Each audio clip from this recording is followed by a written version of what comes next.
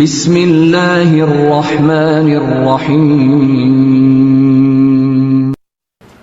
Wassalatu wassalamu ala rasulillah ma ba'd. Jamaah rahimakumullah, sebuah nikmat yang agung, sebuah nikmat yang besar sekali, yang banyak di antara kita kurang mensyukurinya, adalah nikmat sehat. Yang sampai kata Nabi SAW, ni'matani maghbunun fihima kathirun minan nas. Ada dua nikmat yang kebanyakan manusia lalai untuk mensyukurinya. Bahkan dia mungkin memandang itu bukan nikmat. Kayak anak-anak nih sekarang ini pesantren, yang dianggap nikmat itu apa? Fulus, harta, ya. Jadi kalau melihat ada orang pegang handphone mahal, ya Allah, nikmat banget. Dia lupa dengan nikmat tangan yang memegang handphone itu. Ada yang mau tangannya dipotong, dikasih uang 1 triliun, bayangin. Tahu uang 1 triliun? Berapa? Berapa juta 1 triliun itu?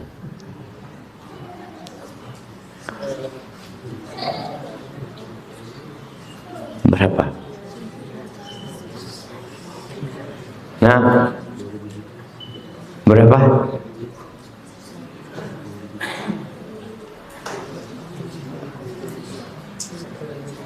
$10.000 juta. 10.000 juta mah 10 miliar. Hah? 1 T itu 1000 miliar. 1000 miliar. Mau tangannya dipotong tapi dapat 1 T. Apa gunanya? Itu yang kadang-kala kita lupa untuk mensyukuri. Dan kelak ketika hari kiamat, Allah mengatakan la tus'alunna yauma idzin 'anin na'im. Di antara pertanyaan yang akan ditanyakan adalah alam nusahhi badanak. Bukankah kami telah memberimu badan yang sehat? Pakai buat apa? Gitu. Dan yang kedua, waktu luang. Ini bapak-bapak, ibu-ibu bisa datang kajian karena punya waktu luang. Dan sebenarnya orang bekerja itu berapa jam sih? Berapa jam? 8 jam lah. Ya, kalau kita lihat aturan itu 8 jam waktu bekerja. Masih ada 16 jam. Dan 8 jam waktu bekerja itu pun nggak semuanya full aktivitas. Kadang-kala nganggur juga. Kerjaan satpam itu apa? Ini diem aja.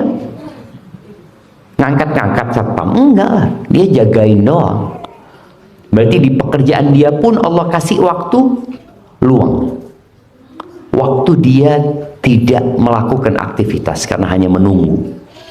Maka kita perlu mensyukuri nikmat yang Allah berikan. Kenapa? La in syakartum la azidannakum wa la in kafartum inna adzabi lasyadid. Kemudian yang ketiga, nikmat yang kadangkala kita lupakan adalah nikmat dapat menuntut ilmu.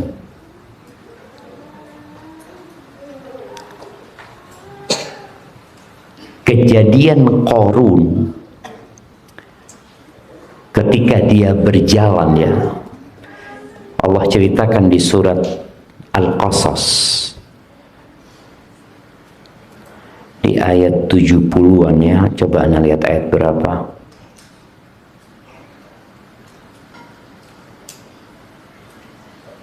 Ayat 80. Di ayat 80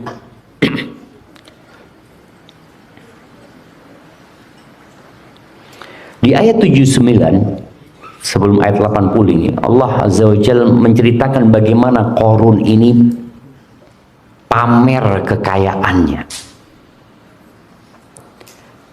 Dan biasanya orang kaya ya ingin dilihat kekayaannya.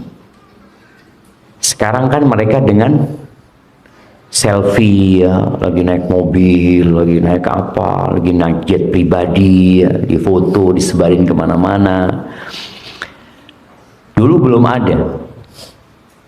Maka orang tidak akan tahu orang itu kaya raya kecuali kalau dia menampakkannya, baik itu dari bangunan rumahnya atau dari kendaraannya. Allah mengatakan tentang Qarun ini, fa kharaja ala qaumihi fi zinati. Dia keluar dari rumahnya di hadapan kaumnya dalam kemewahan dia.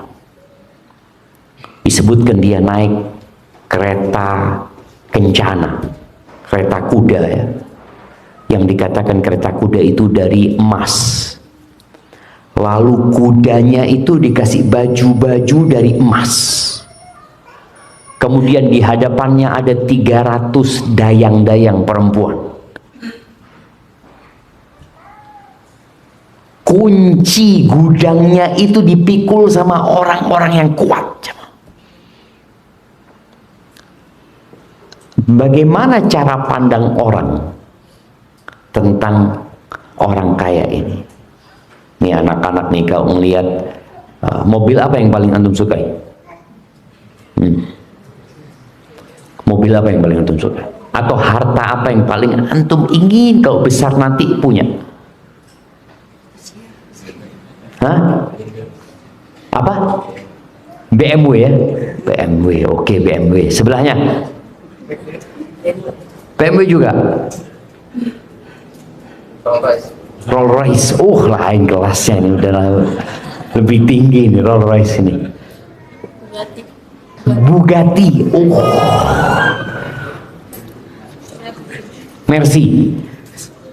Nah, sama-sama yang mana ini? BMW nanti. Jadi punya satu-satu, nggak mau numpang. Nggak mau numpang punya temannya. Iya, artinya kepingin kalau bisa punya sendiri-sendiri. Padahal BMW itu cukup buat 5 orang lah, sedan itu kan. Tapi nggak maunya sendiri-sendiri. Ya, manusia. Bapak-bapak juga sama, kadang-kadang nggak kesampaian aja gitu kan. Kita itu ingin, tapi nggak kesampaian. Allah sebutkan bagaimana sikap orang yang berilmu dan yang tidak berilmu. Kenapa tadi Ustadz sebutkan bahwasannya ilmu ini nikmat yang agung yang insya Allah dengannya kita selamat dunia akhirat. Allah menyebutkan qala alladzina yuriduna al-hayatad dunya. Di sini Allah menyebutkan 2 jenis manusia.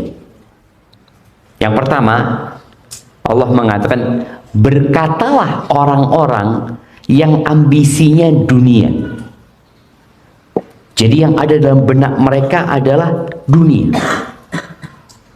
Orang kalau sudah cinta dunia, maka dia akan melihat kepada kemewahan itu suatu keberhasilan, suatu kejayaan, sesuatu yang harus dikejar dan diburu. Maka orang yang cinta dunia ini mengatakan, ya laita lana mithla ma utiya Qarun. Makanya kalau kita ngelihat tadi ada Bugatti lewat ya, kapan anak punya kayak gitu ya? Ada. Motor, kalau motor antum kepingin motor apa? Vario, Vario aja. Iya, boleh jadi karena dia yang dilihat Vario itu keren gitu kan. Daripada Beat lebih keren mana? Vario lah, aduh Beat gitu. Iya. Pengen motor apa? Honda. Iya, Honda apa? Ini Vario juga Honda gitu. Nah, apa? Honda apa ini?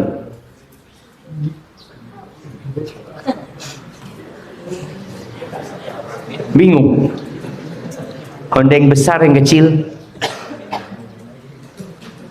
Ada Scoopy. Bismillah. Iya tadi nih, anak-anak nih, Masya Allah, dia taunya motor adalah Honda Vario bagus-bagus, sudah gitu kan. Dia nggak ngelihat tentang motor-motor yang bagus-bagus ya. Orang yang cinta dunia ketika melihat tadi ada motor yang bagus ya, apa motor yang bagus sih? Harley. Apa? Ducati. Ada Bugatti, ada Ducati. Ini kakak adik. Iya, ketika orang lihat mobil motor-motor yang mewah, dia kepingin kapan ya pas di lampu merah ya, melihat motor-motor lagi datang. Allah, kapan punya kayak gitu? Kaumnya Nabi Musa ini ketika melihat Qarun seperti itu yang ingin dunia, maka ucapan mereka, andai kata kita mendapatkan apa yang diberikan kepada Qarun, innahu ladzu hadzin adzim, dia memang orang yang beruntung. Kita memandang bahwasanya kekayaan, kemewahan itu keberuntungan. Dan sekarang melihat kekayaan orang itu nggak perlu ke jalan,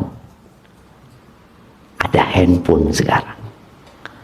Ini kalau kita bicara pendidikan di masa yang penuh dengan fitnah ini berat. Tapi memang tadi orang mau lihat jam-jam yang mahal, tinggal lihat. Mau lihat mobil-mobil yang mewah, di sana dia bisa tonton seperti itu. Jadi ucapan orang yang ambisinya dunia itu keberuntungan. Qarun itu adalah orang yang sangat beruntung.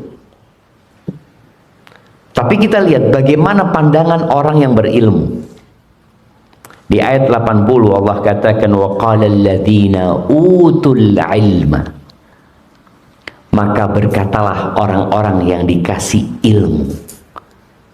Ilmu apa? Ilmu tentang hakikat kehidupan. Ilmu tentang kenapa manusia diciptakan. Ilmu tentang akhirat yang kekal dan abadi. Orang yang punya ilmu ini, apa pandangannya? Dia nggak tertipu dengan kekayaannya Qarun. Dia juga tidak heran dengan apa yang dimiliki oleh Qarun. Yang dia heran adalah kepada orang-orang nih yang nggak kaya ini, tapi ambisinya dunia. Apa kata mereka? Wailakum, celaka kalian. Thawabullahi khairun. Celaka kalian. Pahala Allah itu lebih baik. Artinya surga Allah itu lebih baik. Semua nikmat yang Allah berkaitan yang mengantarkan ke surga itu lebih baik dari dunia dan isinya. Bayangin dia, 2 rakaat sebelum subuh. Tadi sholat 2 rakaat sebelum subuh anak-anak. Itu lebih baik dari Jakarta dan isinya. Lebih baik dari Indonesia dan isinya. Jadi kalau dikasih pilihan, nih anak-anak nih kasih pilihan, memiliki Indonesia dan isinya, artinya Indonesia milik antum aja. Semua penduduk Indonesia harus keluar karena jadi milik antum. Dengan 2 rakaat sebelum subuh, lebih baik mana? Lebih baik 2 rakaat sebelum subuh tadi. Dan Nabi SAW mengatakan rakaatul fajri khairun minad dunya wa ma fiha. Rakaat sebelum subuh itu lebih baik dari dunia dan isinya. Makanya orang yang berilmu menyampaikan ini. Celaka kalian. Kalian berpikir ingin menjadi seperti Qarun, mendapatkan kekayaan itu. Tidak berpikir bagaimana memiliki kekayaan itu kekal dan abadi. Terus lebih baik buat siapa? Liman amana wa amila salihan. Buat orang yang beriman dan beramal saleh. Wala yulaqqaha illa sabirun. Tapi nggak bisa memiliki pandangan seperti itu ya. Kemudian beramal soleh menguatkan keimanannya kecuali orang-orang yang sabar. Kalau kita nggak sabar, ya akhirnya kita ingin seperti Qarun. Karena memandang dunia ini segala-galanya. Padahal nggak ada apa-apanya dunia ini. Dengan 2 rakaat sebelum subuh. Nabi SAW pernah menyebutkan, la maubi'u sauti ahadikum fil jannah. Tempat cemeti kalian, cepat pecut ya. Dulu orang-orang naik kuda, naik onta, naik keledai, kadang-kala dia harus pegang cemeti untuk supaya lebih cepat. Tempat itu mungkin 1 meter kita anggap. Tempat 1 meter itu di surga, khairun minad dunya wa ma fiha, lebih baik daripada dunia dan isinya. Dunia ini akan hancur sehancur-hancur. Gunung-gunung yang kita lihat sekarang ini menjulang tinggi, dan boleh jadi ini daerahnya apa namanya? Ciangshan. Ini daerah tinggi sudah. Dataran tinggi kan? Iya, udah dataran tinggi kan? Ini nanti akan rata. Rasul SAW pernah ditanya tentang gunung-gunung. Kalau yang berangkat ke Mekah melihat banyak gunung-gunung, ya nggak rata kota Mekah itu. Mereka bertanya, wa yas'alunaka 'anil jibal. Gimana ceritanya gunung ini? Kalau rumah hancur, mereka melihat. Rumah hancur ya sering ada gempa ya hancur rumahnya. Tapi gunung nggak pernah hancur. Di mana gunung hancur? Gunung meletus tapi tetap dia kokoh ada. Kata Allah Azza wa Jalla, faqul yansifuha rabbi nasfa fayadharuha qa'an safsafa la tara fiha iwajan wala amta. Katakan kepada mereka, Allah akan menghancurkan sehancur-hancurnya. Nggak ada lagi nanti yang tinggi dan yang rendah, semuanya rata, dan tidak ada lagi tanda-tanda milik kita. Dari mana tuh? Bekasi. Nggak ada lagi cerita, oh ini Bekasi ya. Nggak ada. Itu dulu rumah anak kecil di sini dulu, nggak ada. Hilang semua tanda-tanda. Yang ada rata seperti meja nih. Kalau Nabi SAW mengatakan kursil bayda, kalau kursatil bayda, seperti roti yang putih rata. Baik, cuma tadi yang bisa selamat itu orang-orang yang sabar. Sabar itu ada 3. Sebutkan. Nah, sabar itu ada 3 macam. Nah, sebutkan. Sabar melawan hawa nafsu. Sabar berbuat kebaikan. Sabar dalam musibah. Sabar dalam musibah, masya Allah. Tabarakallah. Anak kasih air ya. Karena nggak punya apa-apa, anak kasihkan air kepada beliau. Nah, iya, sabar meninggalkan larangan ya. Tadi kalau bicara bahasanya menahan hawa nafsu, karena biasanya yang dilarang-larang itu dimaui oleh nafsu kita. Nggak boleh ini, tapi hati udah seneng sama. Makanya bapak-bapak nih kalau ngomong sama istrinya, istriku, aku cinta sama kamu, katakan. Aku minta satu hal, semua lemari di rumah ini boleh kau buka, kecuali yang itu ya, jangan kamu buka. Kira-kira apa yang dilakukan sama istri? Dibuka. Dibuka. Padahal tulisannya cuma ketika dibuka, kamu buka kan? Iya. Cuma itu tulisan. Tapi tadi dikatakan tadi menahan hawa nafsu. Jadi kita punya keinginan yang dilarang itu mesti membuat kita penasaran. Kenapa kok nggak boleh? Sebagaimana Nabi Adam alaihissalam. Nabi Adam itu boleh makan dari semua yang ada di surga. Bayangin, semuanya boleh. Wala taqraba hadhihi syajarah. Jangan ini, pohon ini jangan dideketin. Dekat aja jangan sudah. Ternyata bukan dekat, malah dimakan atas godaan ya iblis dan hawa nafsu manusia. Maka perlu kesabaran tadi. Lalu apa yang terjadi sama Qarun? Allah mengatakan fakhasafna bihi wa bidarihil ardh. Allah tenggelamkan Qarun ini bersama rumah dan semua kekayaan. Jadi bukan dia sendiri. Tapi bersama rumah-rumahnya, wallahu a'lam apakah di rumahnya ada keluarganya, tentunya biasanya seperti itu. Bersama semuanya Allah benamkan. Fama kana lahu min fi'atin yansurunahu min dunillah. Nggak ada yang bisa nolong Qarun. Kalau dia punya anak buah, ya punya bodyguard, nggak ada yang bisa nolong dia. Dan itu yang terjadi dengan kita. Kira-kira kalau Republik Indonesia ini diserang oleh negara lain, kita akan melakukan perlawanan apa enggak? Tentulah. Kita punya TNI dan kita punya rakyat yang akan bergabung dengan TNI untuk menyelamatkan negeri ini. Tapi ketika terjadi gempa, kemana TNI lari? Nah, apakah TNI akan lari ke gudang senjata untuk ambil senjata? Apakah TNI akan mengeluarkan tanknya, akan mengeluarkan kapal perangnya? Kenapa? Kita mau menghadapi gempa. Nggak ada, nggak bisa.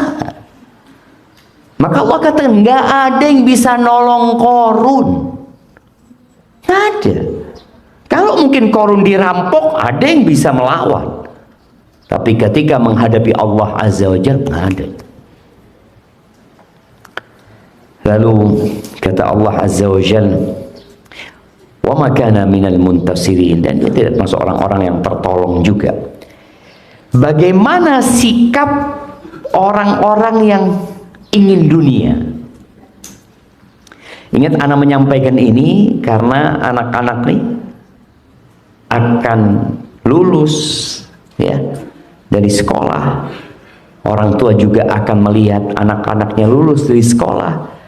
Ambisi kita cuma dua, ada yang ambisi dunia, ada yang ambisinya akhirat. Dan kalau antum jadi ustadz, kira-kira antum masih suka sama fulus apa enggak? Nah, mau jadi apa kalau ustadz? Jadi ustadz insya Allah. Jadi pembisnis, kenapa? Cari fulus kan? Iya kan, cari fulus. Nah, mana lagi yang ustadz mau tanya? Nah, yang pakai kacamata, kalau besar mau jadi apa? Oh, jadi ustadz. Kira-kira kalau jadi ustadz nanti masih suka sama fulus? Masih kan? Ah, betul, masih suka. Jadi Nabi alaihi salatu wasallam mengatakan likulli ummatin fitnah wa fitnatu ummati al-mal. Semua umat-umat yang terdahulu itu ada cobaannya. Jadi ada cobaan yang khusus buat mereka. Dan fitnah umatku adalah harta. Harta. Maka Allah ceritakan nih, bagaimana sikap yang berilmu tadi menahan diri. Dia tahu dunia ini menyenangkan, tapi dia berusaha untuk menyabarkan dirinya. Tapi orang yang ambisinya dunia tidak, dia akan berpikir bagaimana mendapatkan uang, ya, bagaimana dia mendapatkan kedudukan jabatan. Bas itu yang dia pikirkan. Lalu Allah katakan wa asbahal ladzina tamannau makanahu bil ams. Bagaimana cerita dengan orang-orang yang kemarin berangan-angan ingin seperti Qarun. Ingin seperti Qarun. Jadi dianggap Qarun ini role model orang paling sukses sudah. Kalau di Indonesia banyaklah. Mungkin orang ingin menjadi seperti artis fulan. Enak ya artis fulan, duitnya banyak, ini tuh. Kapan aku seperti dia umpamanya. Ini orang-orang yang menginginkan atau berangan-angan untuk menjadi seperti Qarun, yaqulun, baru mereka sadar. Wa ka'annallaha yabsutur rizqa liman yasha'u min ibadihi wa yaqdir. Iya ya, kata mereka, memang Allah itu membagi rizki sudah penuh dengan hikmah. Sebagian diluaskan rizkinya, sebagian ditakar rizkinya. Dan orang berpikir kalau miskin itu nggak dikasih karunia sama Allah. Manusia itu berpikir kalau dia ngelihat orang kaya, wah Allah ya, dikasih karunia banyak dia sama Allah. Ketika dia ngelihat dirinya, aku nggak dikasih apa-apa sama Allah. Tapi setelah kejadian Qarun, apa kata mereka? Laula amannallahu alaina la khasafa bina. Kalau bukan karena karunia Allah kepada kami, pemberian Allah kepada kami, niscaya kami pun akan dibenamkan. Berarti kemiskinan itu jadi nikmat.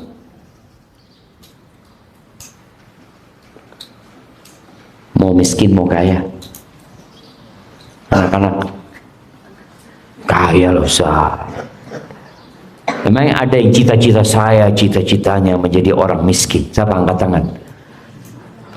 Nggak ada sebenarnya. Tapi yang harus dipahami bahwasanya kefakiran itu boleh jadi karunia Allah yang lebih baik daripada jadi orang kaya. Mereka mengatakan, kalau bukan karena karunia Allah, kita akan dibenamkan. Artinya kalau kita menjadi seperti Qarun, ya sama. Akhir ceritanya akan dibenamkan sama Allah Azza wa Jalla. Dan kekayaan itu punya efek samping buruk. Apa efek sampingnya?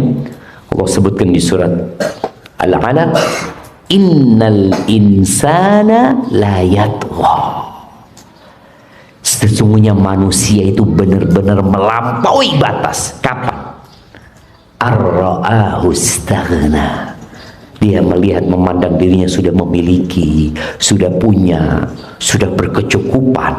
Itu kadang-kala membuat dia jadi lupa daratan.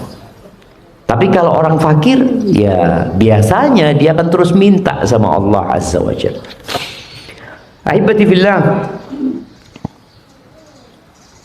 nggak apa-apa jadi orang kaya. Kata Nabi SAW, la ba'sa bil ghina. Tapi ada syaratnya. Limanittaqa. Nggak apa-apa kekayaan itu, tapi syaratnya apa? Bertakwa. Kemudian Nabi SAW mengatakan, walakinna sihhata khairun minal ghina limanittaqa. Akan tetapi kesehatan itu lebih baik daripada kekayaan buat orang yang bertakwa. Betul enggak? Coba antum pikirkan. Orang ketika sakit, dia harus masuk rumah sakit, dia harus bayar mahal, kemudian pulang, ya tidak sembuh.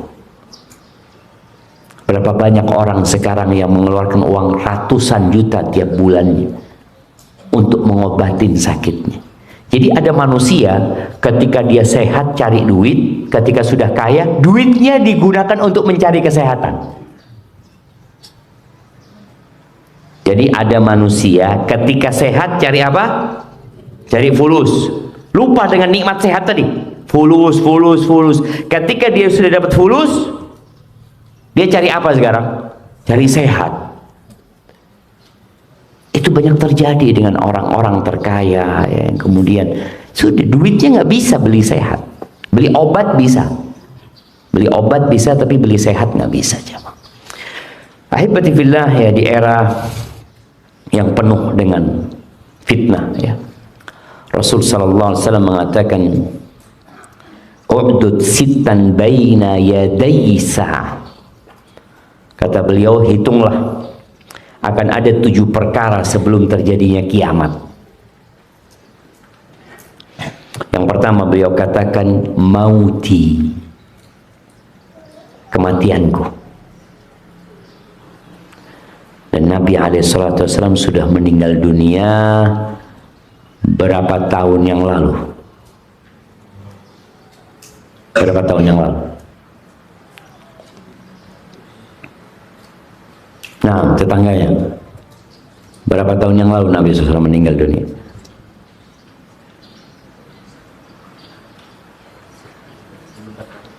Seribu 1400. Baik, yang belakang.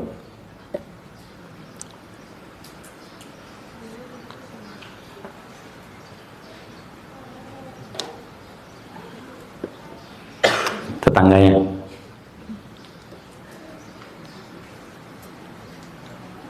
Ini Ini tanda-tanda kiamat gitu. Artinya tanda, anak kepingin tahu tanda ini berapa tahun yang lalu sudah terjadi gitu.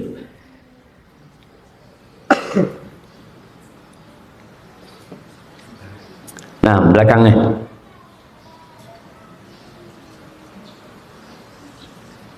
Berapa? 1345. Hampir benar, tapi masih jauh.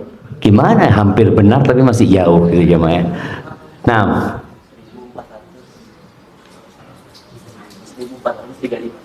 1436. Anak kasih hadiah. Walaupun air, nggak apa-apalah. Masya Allah ya. 1436 kan? Meninggalnya Nabi SAW kapan? Tahun 11. Sekarang tahun? Nah, iya, antum telat setahun. Ini 47 sekarang sudah. Nah, sekarang 1447. Bayangkan, sudah terjadi. 1436 tahun yang lalu tanda pertama yang disebutkan Rasul SAW terjadi. Kemudian thumma fathu Baitul Maqdis. Kemudian ditaklukkannya Baitul Maqdis, Masjidil Aqsa. Semoga Allah membebaskan Masjidil Aqsa dan kaum muslimin di Palestina dari genggaman para penjajah Zionis di sana ya. Baik. Kapan penaklukan Baitul Maqdis? Nah, bismillah.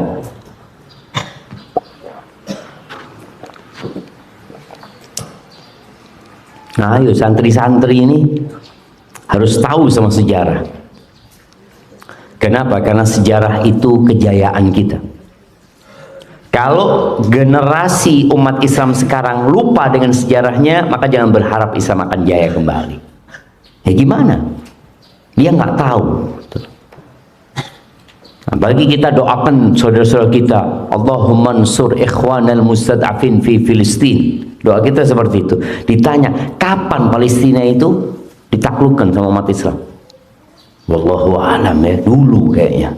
Dulu. Ya jelas dulu, sekarang dikuasain Yahudi gitu.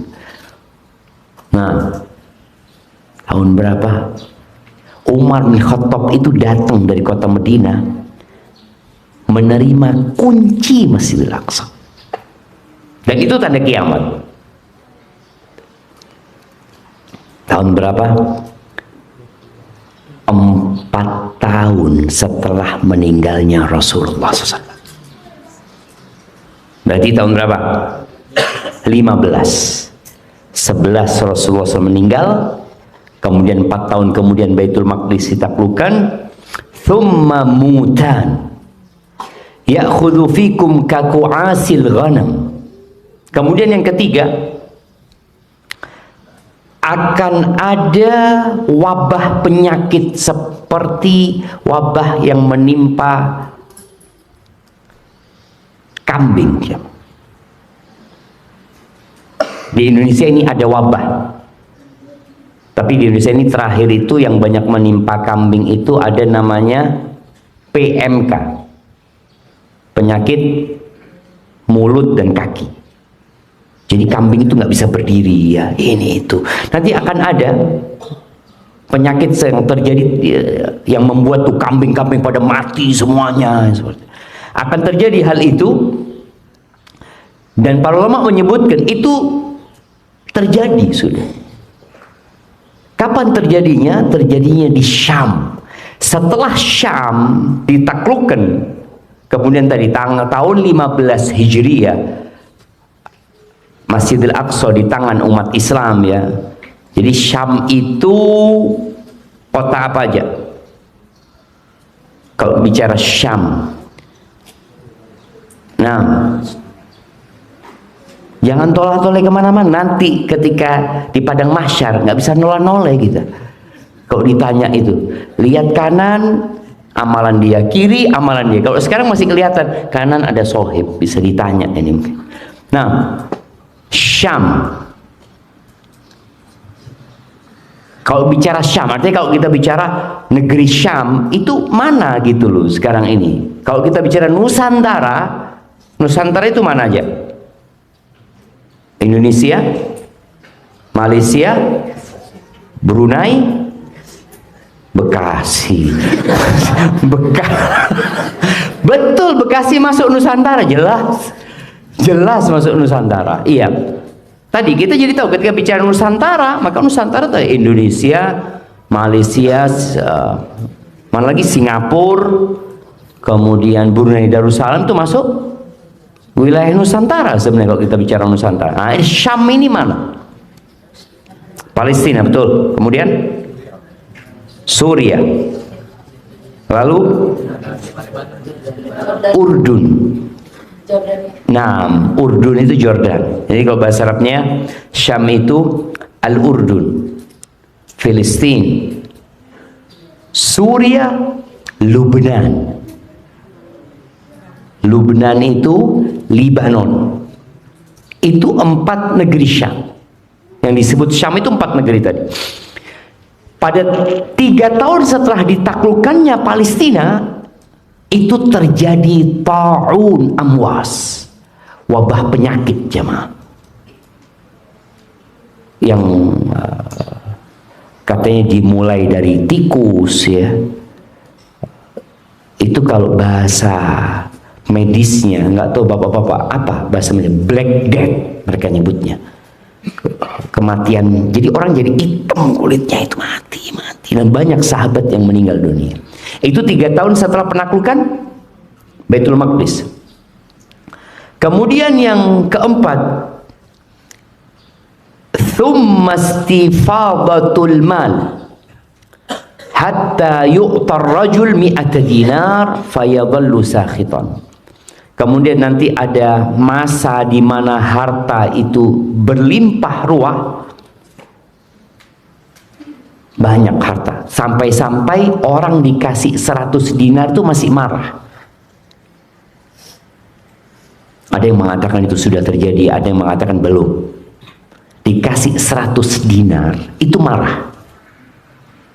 100 dinar itu sekarang hampir 1 miliar.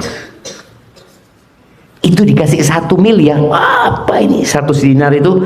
Supaya anda nggak ngomong 1 miliar ya, karena ini nanti angka ini akan berubah. Jadi mungkin antum nanti ketika sudah lulus 100 dinar tetap, tapi rupiahnya berbeda. 100 dinar itu 4,25 kali 100. Jadi 425 gram emas. Masya Allah, jazakallah khair. Nah, biar sekalian Ustadz ini ngajarin adab ya. Jadi kalau naruh cangkir piring buat Ustadz itu bukan Ustadz ya, buat siapa saja, buat tamu apa, itu pegangannya di sebelah kanannya. Jadi tinggal pegang gini terus minum. Bismillah. Benar jemaah. Kadang-kadang kan kalau kayak tadi naruhnya kan gini kan, gimana cara ngambilnya Ustaz? Atau naruhnya gini, waduh susah, apalagi tangan kiri nantinya. Tapi sudah betul, naruhnya sudah di sebelah kanannya Ustaz, tinggal apa namanya, gagangnya ini. Subhanallah jemaah, adab ini penting. Adab ini penting. Karena kalau sudah ngomong adab panjang ceritanya, nanti sudah. Bukan itu yang kita bicarakan. Bicara tadi 1 dinar itu 4,25 gram emas. Jadi tadi ini orang dikasih 100 dinar fayadhallu sakhitan. Dia marah gitu. Paulus menyebutkan nggak berkah harta pada waktu itu. Orang sudah sangat berambisi dengan harta dan kadang-kadang nggak tahu mau dibuat apa. Nih anak-anak, kalau antum sholat itu dapat fulus, enak apa enggak? Sholat subuh ya, bisa subuh ngelihat 100.000, alhamdulillah gitu kan. Kira-kira enak enggak? Enak kan? Buat apa fulusnya? Buat apa? Buat belanja kan? buat belanja 100. Jadi kalau satu hari dapat berapa? Kalau satu sholat dapat 100.000, dapat berapa? 500. Itu yang sholat wajib. Kalau tambah sholat sunnah, tambah banyak lagi. Kalau manusia sholat dapat uang, ada nggak pasar yang buka? Ada nggak? Antum semua mau ke pasar, mau belanja, ke minimarket, mau beli, nggak ada yang buka. Mereka mau cari fulus, tinggal sholat, kata dia. Ini yang mau isi bensin ke SPBU, ada nggak yang jaga SPBU? Datang fulus, itu dia, fulus, sholat, fulus, tidak perlu kerja. Bayangin, kenapa Allah dijadikan pahalanya itu di dunia? Soalnya kalau orang ibadah dikasih fulus, tutup dunia ini, tutup. Kira-kira ada nggak yang jadi presiden? Saya mau jadi presiden, nggak ada, kata dia. Apa? Fulus, sholat. Kurang fulusnya, tambah sholat lagi gitu loh. Tapi buat apa fulusnya itu? Mati. Apakah akan ada petani yang masih menanam padi? Nggak ada petani, tinggal sholat. Allahu Akbar, fulus. Allahu Akbar, fulus. Nggak ada. Maka tadi Allah tidak jadikan pahalanya fulus. Kalau di surga itu nggak ada lagi orang kerja, nggak ada lagi. Makanya pahalanya Allah berikan di surga. Tinggal menikmatin. Hari ini kita perlu beramal. Maka tadi akan datang fitnah nanti. Orang dikasih 100 dinar, marah dia. Apa cuma segini? Allahu Akbar. Dari banyaknya harta. Kemudian yang kelima, wa fitnah. Akan ada fitnah, la yabqa baitun minal arabi illa dakhalatu. Akan ada fitnah yang tidak ada satu rumah pun dari rumah orang Arab itu kecuali akan dimasuki olehnya, oleh fitnah ini. Ada yang menyebutkan fitnah itu peristiwa yang terjadi pada waktu perang Siffin, ya, atau kemudian fitnah-fitnah yang telah berlalu.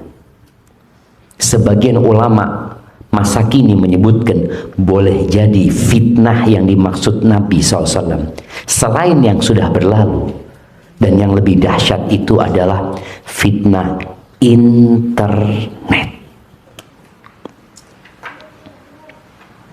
Nih, kalau sekarang HP kita, bisa HP hidup tanpa internet? Bisa, Ustaz. Hidup doang gitu, nggak bisa buka apa-apa gitu. Iya, fitnah yang masuk ke setiap rumah. Bahkan boleh jadi fitnah di luar rumah sama di dalam rumah lebih dahsyat di dalam rumah. Ketika Uqbah ibn Amir, insyaallah Uqbah ibn Amir seorang sahabat, berkata kepada Nabi SAW, "Ya Rasulullah, man najah?" Wahai Rasulullah, ajarkan kepada kami keselamatan itu apa? Dan ketika terjadi fitnah itu, banyak fitnah, bagaimana cara kita menyelamatkan diri kita? Kata Nabi SAW, "Wal yasa'ka baituka, amsik alaika lisanak, wal yasa'ka baituka, wabki ala khati'atika." 3 cara untuk menyelamatkan diri dari fitnah. Yang pertama, jaga lisanmu. Sekarang pun jaga lisan, jaga tulisannya, karena orang nggak ngomong tapi nulis sekarang. Yang kedua, cukuplah kau dengan rumahmu, jangan kemana-mana. Yang ketiga, tangisi dosa-dosamu. Bagaimana ketika fitnahnya itu masuk di rumah gitu, masuk di rumah. Nih, anak-anak bisa bayangin, anak-anak nggak hidup di masa Ustadz dulu hidup. Dulu orang kalau mau nonton film itu, yang punya TV di kampung itu cuma 1-2 orang, dan TV-nya hitam putih. Jadi orang itu, orang kampung itu nanti kalau mau nonton TV hari Ahad biasanya, Emak-emak ini ingat, dulu ada film yang biasa ditonton oleh orang-orang itu apa? Little Missy. Masih ingat ibu-ibu? Yang perbudakan itu ya? Nah, itu orang sepekan sekali. Sepekan itu nimbrung di rumahnya orang yang paling kaya. Hitam putih. Habis gitu selesai. Kapan ketemu lagi? Ahad depan. Atau orang nonton bioskop. Nonton bioskop butuh uang. Kemudian setelah itu hampir banyak TV di rumah. Tapi supaya anak-anak tahu nih, TV-nya itu TVRI. Jadi hanya satu channelnya dan tidak pakai remote.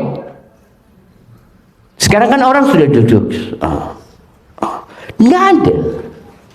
Besar perutnya, TV-nya itu punya perut di belakang, tapi perutnya bukan perut, berarti punggungnya dia. Kemudian muncul bioskop ya, bioskop mungkin bareng sama TV udah. Kemudian ada video, video apa yang pakai kaset itu hitam, ya belum ada itu cerita. Kemudian ganti nanti jadi VCD, apa? Laserdisc lagi itu. Nanti ganti VCD, terus ganti lagi DVD. Oh, itu lebih canggih lagi itu. Terus. Cuma semua itu fitnah itu masih ada putusnya. Setelah itu datang handphone ini. Orang bisa nonton 24 jam kali 30 hari. Dulu orang habis nonton bioskop ya udah pulang. Udah. Sekarang fitnah itu tidak. Di tangan fitnah itu.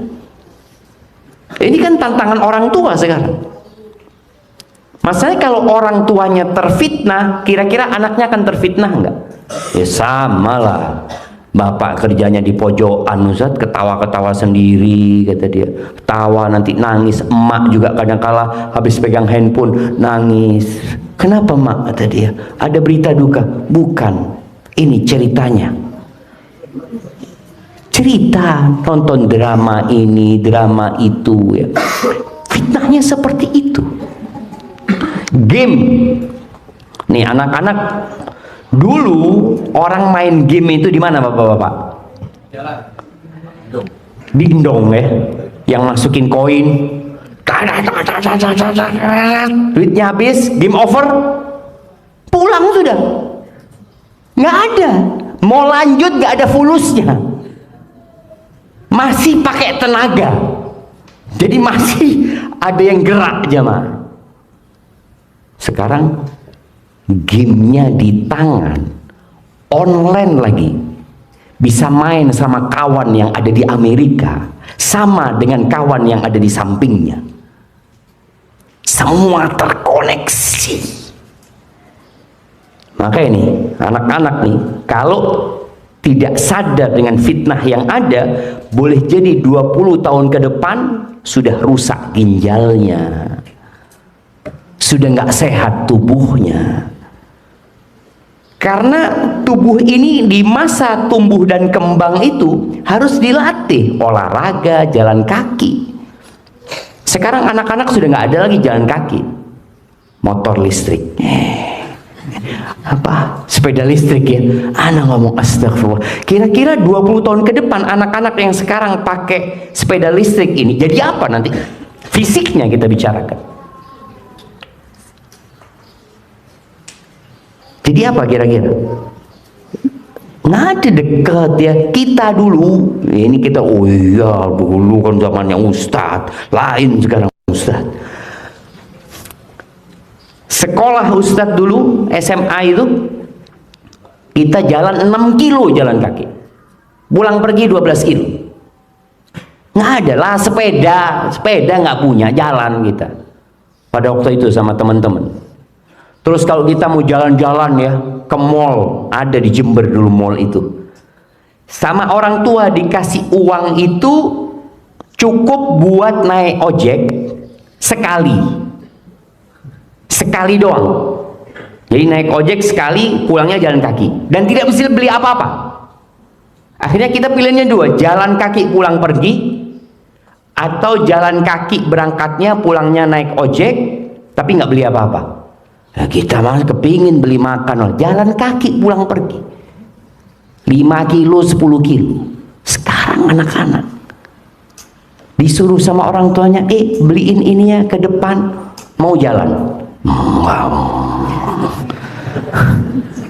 Hati-hati ya. Tadi kita bicara fitnah ini akhirnya semuanya. Kalau kita bicara fitnah itu bukan cuma internet, kayaknya hampir motor pun boleh jadi fitnah. Dari sisi apa? Dulu hanya orang kaya yang punya motor. Sekarang di kampung-kampung itu ada 2-3 motor, kredit riba lagi. Bayangin ya, kredit riba lagi. Itu hampir semua rumah dikejar. Dulu orang main judi di mana? Nih anak-anak pernah lihat orang main judi? Nggak pernah kan? Karena orang main judi dulu sembunyi-sembunyi. Orang main judi itu, bapak-bapak di mana biasanya waktu itu mainnya? Nah, di kuburan yang seharusnya ingat mati ya, orang itu mainnya sembunyi-sembunyi, kemudian ada yang jagain ya, sehingga orang kalau mau main judi itu takut ketahuan, soalnya dia akan kemana orang ini ya, oh tempat sana, ini tempat main judi biasanya. Sekarang main judi di samping istrinya tidak tahu. Karena judol sudah dia. Nggak ada. Lagi ngobrol sama anak-anak, ayo Masya Allah. Dia kata, Bapak kok sedih? Nggak ada apa-apa lah. Iya, betul. Sama ini fitnah tadi yang masuk ke setiap rumah. Kemudian yang keenam, kata Nabi SAW, thumma hudnatun takunu bainakum wa baina banil asfar. Nanti akan terjadi hudnah, gencatan senjata ya, perdamaian antara kalian sama orang-orang kulit putih, sama orang-orang Eropa. Nanti akan ada perjanjian damai antara umat Islam sama mereka, lalu mereka berkhianat. Fayatuna tahta thamanina ghayah. Kemudian mereka akan datang di bawah 80 panji. Tahta kulli ghayatin 12,000. Di setiap satu panji itu ada 12.000 tentara. Berapa jumlah tentaranya? Nih anak-anak nih. 80.000 panji. Jadi pasukan itu dibagi-bagi, pasukan mereka nanti akan menyerang umat Islam, dan ini akan terjadi nanti. Kita yakin dengan sabda Nabi SAW. Hadis ini diriwayatkan Imam Bukhari. Mereka akan menyerang umat Islam di bawah 80 panji, bawa 80 bendera. Mungkin ini benderanya Denmark, ini mungkin Perancis, mungkin mana-mana, nggak tahu lah nanti apa yang akan terjadi. Yang jelas mungkin Amerika, itu akan terjadi. Mereka akan menyerang umat Islam, padahal ada perjanjian damai, tapi mereka berkhianat. Di setiap satu bendera itu ada 12.000 tentara. Pertanyaannya, berapa jumlah tentara itu?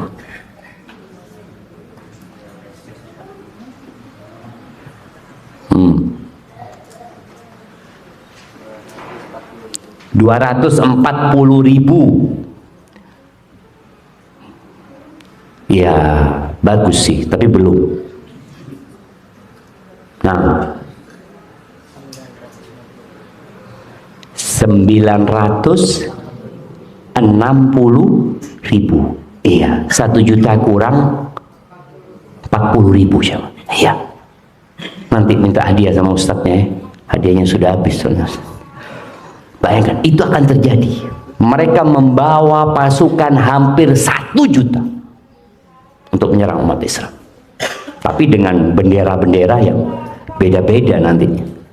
Tapi jelas Nabi alaihissalatu mengatakan Banil Asfar, ya, itu dulu sebutan buat orang-orang Romawi, ya, orang-orang kulitnya kok disebut kuning, tapi untuk sebutan orang-orang kulit putih itu.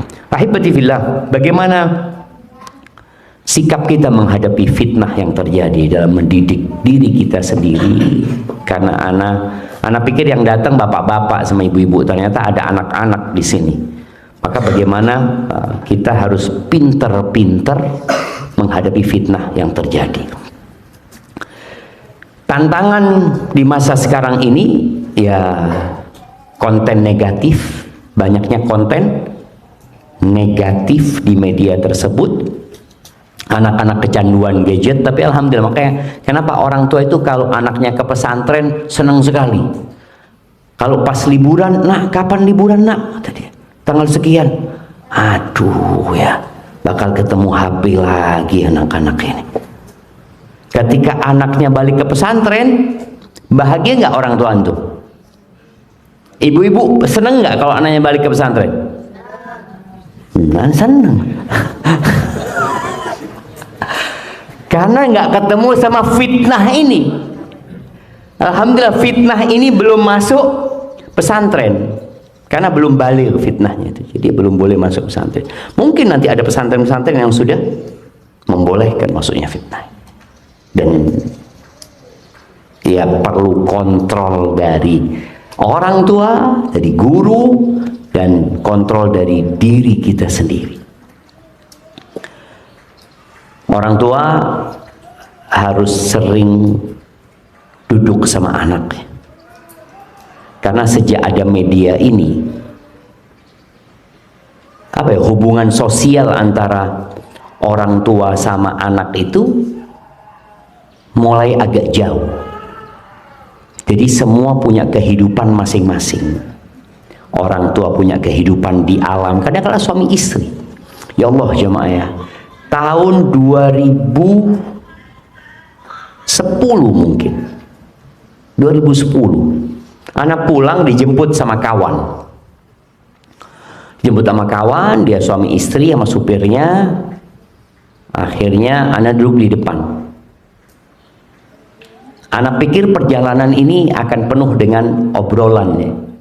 Ternyata suami istri di belakang itu sedang pegang BlackBerry masing-masing. Jadi suami istri nggak ngobrol sama orang mana nggak tahu. Jadi semua pegang BlackBerry. Tahu BlackBerry? Sebagian anak-anak lahir ketika BlackBerry sudah mati. Jadi nggak tahu ada BlackBerry. BlackBerry itu sebelum adanya Android, ya, sebelum ada iOS ini, ya, untuk WA yang lebih murah mungkin, ya. Seperti jadi sibuk dengan teknologi ini. Maka orang tua harus mengontrol diri, kapan dia pakai dan kapan dia tidak pakai. Memang ada gaya hidup yang berubah sekarang ini, Syam. Karena ada ibu-ibu di sini. Sekarang standar suami yang ideal seperti apa menurut ibu-ibu? Yang kalau berangkat kerja sampai tempat kerja dia WA, alhamdulillah udah sampai, ya, mungkin dia foto. Jadi di tempat kerja pun sibuk dengan istrinya. Dulu nggak ada. Dulu orang tua kita nih, kalau keluar rumah ya udah nggak ketemu, nggak bisa dihubungi kecuali nanti sore pulang kerja. Jadi dari jam 7 keluar rumah itu kerja, baru ketemu nanti jam 4 dan tidak bisa dihubungi. Telepon mungkin hanya ada di rumah, itu orang-orang kaya juga yang punya telepon. Setelah ada telepon, sebelum ada telepon sama sekali. Sehingga ketika orang tua bapak itu sampai rumah, dia sudah sibuk dengan rumahnya, nggak ada urusan pekerjaan. Tapi sekarang enggak. Bapak sampai rumah tetap dihubungin sama kantor, urusan kerjaan. Kenapa? Karena ibu-ibu suaminya ada di kantor masih dihubungin urusan rumah. Jadi anak perhatikan, oh iya, ada yang berubah. Jadi kadang-kala umpamanya ibu-ibu WA suaminya, "Bang, gas di rumah habis." Suaminya lagi ngurusin pekerjaan di kantor. Akhirnya mau nggak mau dia harus beliin ini itu atau gimana. Tapi dulu nggak ada. Jadi sang ibu fokus di rumah, sang bapak fokus di tempat kerja. Ketika sampai rumah fokus dengan rumah. Sekarang bagaimana mengkondisikan seperti itu? Bapak-bapak, ibu-ibu ketika ada di rumah fokus dengan anak-anaknya. Handphone nggak ada masalah ketika memang harus ada yang dihubungin ya, tapi jangan sampai handphone itu yang mengontrol kita. Jadi kita yang harus mengontrol handphone tersebut, dan perlu adanya waktu yang ditetapkan. Waktu ditetapkan itu anak pegang handphone, anak-anak umumnya pegang handphone maunya berapa jam kalau lagi liburan? Sehari berapa jam? 24 jam? Berapa jam? 2 jam cukup? Berapa jam? Kira-kira 5 jam. Insya Allah. Taib, 5 jam itu dapat apa dengan 5 jam pegang handphone kira-kira? Dapatnya kan orang itu ketika dia dikasih tanggung jawab, dia perlu ditanya, engkau bisa menghasilkan apa nih 5 jam dikasih sama orang tuanya handphone? Bisa menghasilkan apa dengan 5 jam pegang handphone? Tambah hafalan Qur'annya kira-kira? Nah, tambah ilmunya? Tambah apa enggak? Boleh jadi hafalan Qur'annya tambah habis, ilmunya tambah berkurang. Yang ada cuma hiburan. Dan hiburan itu nggak boleh lama-lama. Jadi kalau bicara hiburan nggak boleh lama-lama. Kenapa? Anda mau kasih tahu nih anak-anaknya. Orang-orang sukses itu, apakah mereka sibuk bermain HP? Enggak. Bill Gates, anak yang baca Bill Gates itu, dia itu baru ngasih anaknya handphone ketika umur 14 tahun. Bayangin, dia salah satu orang terkaya di dunia. Setelah anak pikir-pikir ya, anak ingat dengan ucapan Ibnul Qayyim rahimahullahu ta'ala, ulama abad ke-8 Hijriyah. Beliau mengatakan, ajma'atil uqala min kulli ummah. Semua orang yang berakal sehat, catat nih, coba catat anak-anak, Ustaz kepingin antum catat. Ajma'at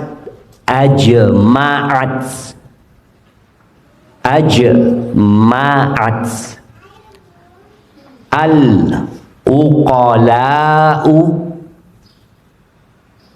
ajma'at al-uqala'u min, ajma'at al-uqala'u min kulli ummah, min kulli ummatin, ajma'atil uqala'u min kulli ummatin. Udah belum?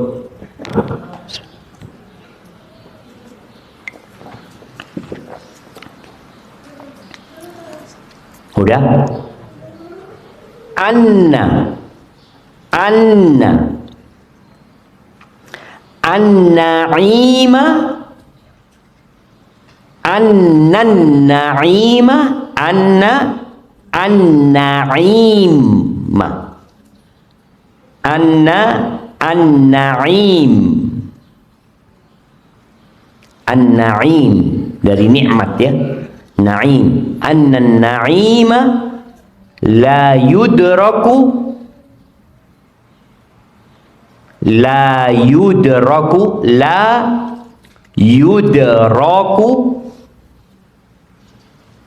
an-na'ima la yudraku bin na'imi, an-na'ima la yudraku bin na'imi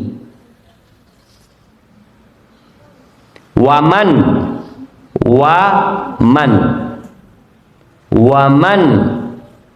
athara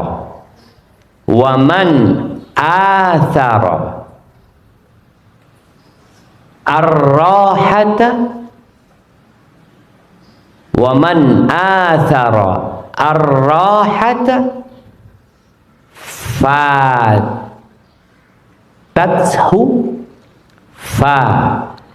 fatathu ar-rahatu waman athara ar-rahata fatathu ar-rahatu waman athara ar-rahata fatathu ar-rahatu. Jadi ajma'atil uqala min kulli ummah, semua orang yang berakal dari setiap umat, apapun agamanya jamaah, apapun agamanya, yang penting orang ini punya akal sehat, ya. Udah selesai belum nulisnya? Kalau udah dengerin Ustaz sekarang. Artinya insya Allah tahulah artinya. Setiap orang yang berakal sehat dari setiap umat itu bersepakat bahwa kenikmatan tidak bisa diraih dengan kenikmatan, bahwa kenyamanan itu tidak bisa diraih dengan kenyamanan, tapi diraih dengan perjuangan, dengan capek lelah. Dan barang siapa yang lebih mementingkan hiburan, lebih mementingkan istirahat, santai, nyaman, ya, ketika masih muda, maka dia akan kehilangan waktu istirahat yang sebenarnya. Barakallahu fiik. Itu yang dapat Anda sampaikan. Anda lihat sebagian jamaah sudah mulai menikmatin kajian ini. Sebagian Anda sudah mulai merem, ya. Mungkin dari sebelum subuh tadi datangnya bapak-bapak ini. Iya. Jadi nanti ada kesalahan dari panitia, seharusnya dibikin jam 6 gitu kajiannya kan, supaya ya nggak terlalu subuh. Seperti itu. Karena tempatnya memang tadi ini masuk mana ini? Bogor. Masuk Bogor ya, masuk Bogor. Semoga Allah mudahkan. Itu yang dapat Anda sampaikan. Anda kepingin berlama-lama sama antum di sini, tapi karena ada kegiatan yang harus dilakukan sebentar lagi. Tapi paling tidak ada sedikitlah yang bisa diambil, dipetik faedahnya dan diamalkan sama anak-anak, khususnya buat para orang tua. Jadilah orang baik supaya anak-anaknya baik, jadilah orang soleh supaya anak-anaknya soleh, karena anak-anak itu lebih lebih melihat daripada mendengar orang tuanya. Kalau dia lihat orang tuanya soleh, insya Allah dia akan mengikuti. Tapi kalau dia lihat orang tuanya suka ngomong, ngasih nasihat, teori, ini macam-macam, kadang-kala anak-anak itu tidak mengamalkan karena orang tuanya sendiri tidak mengamalkan hal tersebut. Itu yang dapat Anda sampaikan. Mungkin kita nggak ada tanya jawab jamaah. Insya Allah di lain kesempatan, semoga ma'had ini diberkahi sama Allah Subhanahu Wa Taala, dan para orang tua dikasih anak-anak yang soleh soleha, dan semoga Allah memasukkan kita ke surganya. Subhanakallahumma wa bihamdika asyhadu an la ilaha illa anta astaghfiruka wa atubu ilaik. Wassalamualaikum warahmatullahi wabarakatuh.